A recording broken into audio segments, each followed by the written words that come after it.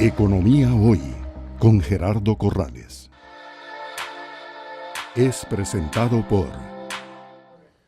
Continuamos conversando con Diego Salto del Bufete Consortium.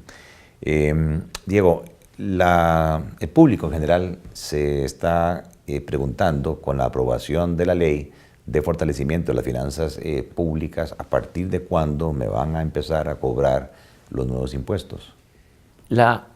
Todo proceso de aprobación legal o toda ley tiene tres momentos específicos: la aprobación, la transición o adaptación a la legislación y luego la aplicación. Evidentemente la etapa de aprobación pasó, ya la ley está publicada, es una ley total y absolutamente válida y se considera, sale en la noche básicamente publicada del 4 de diciembre, o sea que prácticamente el 5 de diciembre es su primer día de vigencia. Hoy día estamos entonces en la etapa de transición. Esa etapa de transición la compone básicamente 40 artículos que están en el título quinto de la ley. Recordemos que la ley tiene 2 títulos de ingresos, que son los relacionados con IVA y con renta, 2 títulos de gastos, que son la regla fiscal y de empleo público. Y entonces el título quinto lo que hace es establecer las reglas de adaptación y entrada en vigencia. Hay quizás que sistematizar un poquito las entradas en vigencia. La primera parte es una entrada en vigencia general. La entrada en vigencia general dice que el título primero y segundo, IVA y renta, y dice textualmente la norma, entrarán a regir a partir del primer día del mes siguiente a su publicación. Eso significa que el mes siguiente a su publicación es enero, y evidentemente el 1 de enero contamos 6 meses, 30 de junio, 1 de julio de 2019 entraría a regir tanto renta como en el caso del IVA. Luego, el tema de la regla fiscal empieza a regir a partir del 1 de enero, es decir, a partir del primer día del año siguiente a su aprobación, y el tema de la ley de salarios públicos empezó a regir de manera inmediata a partir del 5 de diciembre. Teniendo claras estas disposiciones de vigencia generales, hay que ver algunas reglas en particular. Las reglas en particular vienen dadas por entradas en vigencia escalonadas o por entradas en vigencia diferidas. Ejemplo, los servicios de salud no entrarán a regir de manera inmediata, quedan diferidos en el tiempo hasta el tanto la administración venga a establecer los mecanismos de devolución. Entradas de vigencia escalonada, tenemos básicamente 3 casos. Servicios turísticos, siempre y cuando estén regulados por el ICT, servicios de ingeniería, topografía, arquitectura y todo lo relacionado con la construcción, y servicio de las empresas dedicadas al almacenamiento y transporte de material reciclable. Estas empresas básicamente tienen la misma entrada en vigencia escalonada, que es el primer año no están sujetas a impuesto, segundo año están sujetas a un 4%, tercer año a un 8% y cuarto año a un 13%. Entonces, hay muchas reglas a lo largo de estos 40 artículos. Una recomendación que es importante para quienes nos están observando es que si tienen un negocio o tienen una industria, se acerquen a las cámaras o a las asociaciones que cubren sus gremios o sus sectores, porque son quienes mejor les pueden ubicar sobre cuáles son las reglas especiales que se puedan dar. Porque efectivamente hay ciertas entradas. Por ejemplo, la canasta básica, necesitamos que haya una lista de canasta básica.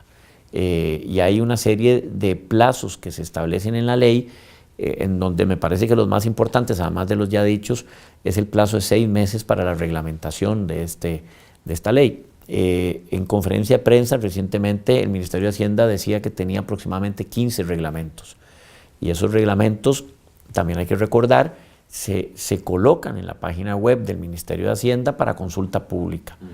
Sé ya del caso de varios grupos empresariales y también de centros académicos que están haciendo un esfuerzo de identificar todos los temas, omisiones, errores que pueda tener la ley, para poderlos trasladar al Ministerio de Hacienda de previo para que los tomen en cuenta en ese proceso de redacción. ¿Qué es importante? Primero, la ley ya está vigente, pero hay componentes de la ley que todavía no van a estar vigentes.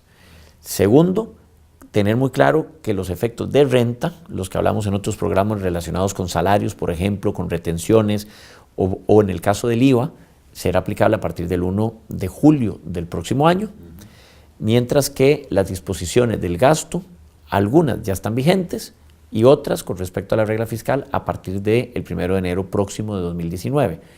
Y me queda una más, el tema de la amnistía, que se vuelve muy importante. ¿Qué es la amnistía? Una amnistía, en realidad, aquí le llamamos, o mal llamada amnistía, las amnistías normalmente son un perdón fiscal. Entonces, hay que recordar que lo que está ocurriendo acá es una necesidad o falta de recursos públicos. Entonces, el Estado lo que dice es, si usted tiene una discusión conmigo a nivel administrativo o judicial sobre el pago de un impuesto, olvidémonos de la discusión, cerremos el proceso, pero págueme el impuesto. Y si usted me paga el impuesto, no le voy a cobrar ningún interés, me tiene que aceptar, eso sí, los cargos, y le hago una reducción de la sanción. Entonces, la ley lo que establece es un plazo de 3 meses, contado a partir de la aprobación de la ley, de la publicación, en donde el contribuyente puede acercarse a formalizar ese proceso de amnistía. 2 temas importantes. No es un perdón de la deuda tributaria. Usted siempre va a pagar lo que debe, según la administración. Y al aceptar pagar lo que debe, tendría que aceptar los cargos. Si la administración le dijo, es que usted no debió haber considerado ese gasto como deducible, al final, con el proceso de amnistía, yo voy a tener que aceptar que efectivamente ese gasto no es deducible. Eso quiere decir que no lo puedo ir a pelear, o no debería irlo a pelear, al menos en la vía administrativa. Lo segundo es que los intereses sí me los condonan por completo, me los perdonan. Yo debía 100 en impuestos, 25 en intereses y 25 en multa. El Estado lo que me dice es, págueme los 100, los 25 se los perdono, los intereses, pero los de la multa le voy a dar una reducción. Si usted me regulariza o me paga en el primer mes de vigencia de la amnistía, le perdono un 80%. En el segundo mes un 70%, en el tercer mes un 60%. Si usted no tiene la plata, pero aún así quiere acogerse a la amnistía, acérquese a la administración porque la ley también establece la posibilidad de tener lo que se llama un fraccionamiento de pago, que es un arreglo de pago, que puede ser hasta por un máximo de 6 meses, y si es por más de 6 meses, al final de cuentas, pues va a tener debería tener una garantía adicional. Pero en esos casos, la reducción de la sanción se reduce a un 40%. ¿Y qué pasa si yo, con un proceso judicial abierto con el Estado, acepto esta propuesta de amnistía y llego a un arreglo?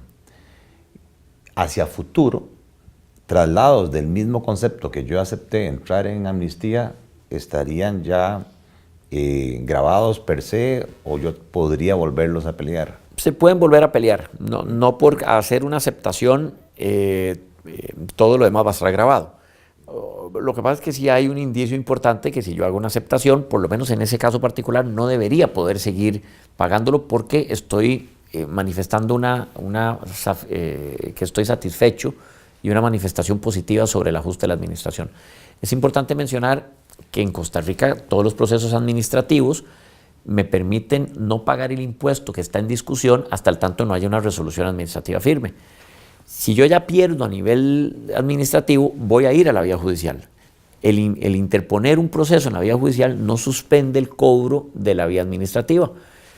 ¿Qué dice la ley? Que si usted está en la vía judicial, pero ya pagó el impuesto, no puede acogerse a la amnistía. ¿Por qué? Porque al final, si no, sería un enredo para el Estado, que además de que se acoge a la amnistía, yo tengo que devolverle dinero. Entonces, la administración, el Estado básicamente fue práctico, dice, si usted ya me pagó, lo siento mucho. Ahí ya no podemos hacer negocios. Sigue el proceso. Sigue el proceso. Muy bien. Hemos estado aprendiendo con Diego Salto sobre el tema de la vigencia de las distintas nuevas disposiciones de la Ley de Fortalecimiento de las Finanzas Públicas. Gracias por estar con nosotros en un programa más de Economía Hoy, democratizando la educación financiera desde el Hotel Real Intercontinental. Es presentado por Economía Hoy, democratizando la educación financiera.